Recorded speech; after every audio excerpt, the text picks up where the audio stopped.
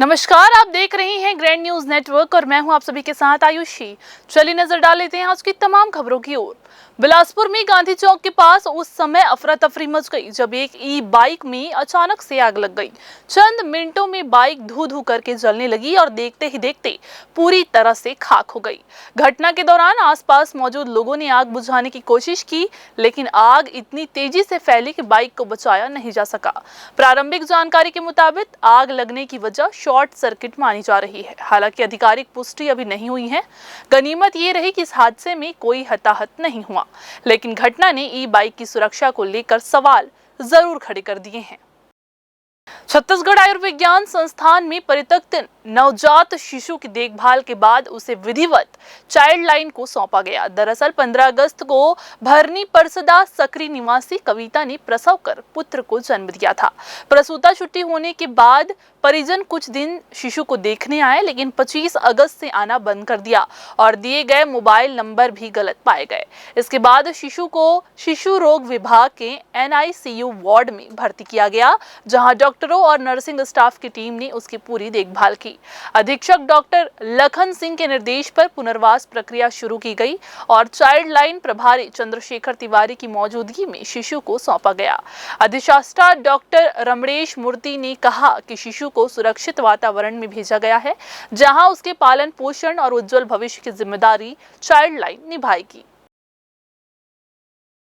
इधर बिलासपुर SSP के निर्देश पर तखतपुर पुलिस ने गर्ल्स कॉलेज में साइबर फ्रॉड से बचाव के लिए एक दिवसीय जागरूकता अभियान आयोजित किया है। इस अवसर पर तखतपुर थाना प्रभारी अनिल अग्रवाल ने छात्राओं को ऑनलाइन ठगी, फर्जी कॉल, OTP शेयरिंग और सोशल मीडिया पर होने वाले अपराधों के बारे में विस्तृत जानकारी दी।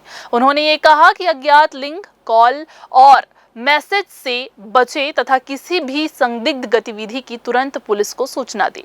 अभियान का उद्देश्य छात्राओं को सतर्क रहकर डिजिटल सुरक्षा अपनाना और उसे प्रेरित करना रहा।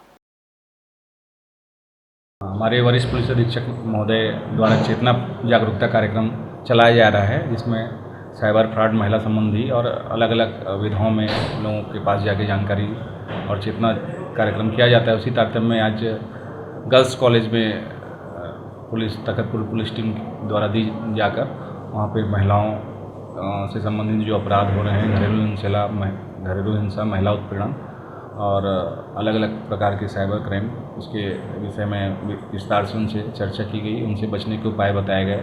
बहुत सारे टोल फ्री नंबरों की जानकारी दी गई और पुलिस से संपर्क रख के इन अपराधों में रोकथाम में पुलिस के सहयोग करने की अपील की गई। हिंदी दिवस के अवसर पर बिलासपुर से जुड़ी उन ऐतिहासिक और सांस्कृतिक यादों को फिर से जीवंत किया गया, जो हिंदी भाषा की विरासत को मजबूती देती है।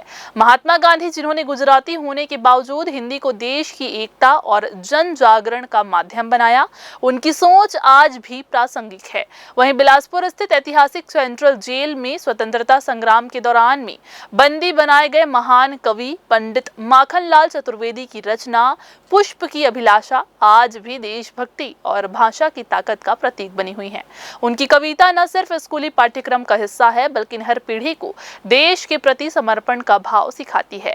हाल ही में जब प्रदेश के उप मुख्यमंत्री सेंट्रल जेल पहुंचे तो माखनलाल की स्मृतियों को नमन कर ये संदेश दिया गया कि हिंदी केवल एक भाषा नहीं, बल्कि आजादी की लड़ाई से लेकर सांस्कृतिक पहचान तक हमारे अस्तित्व का अहम हिस्सा है।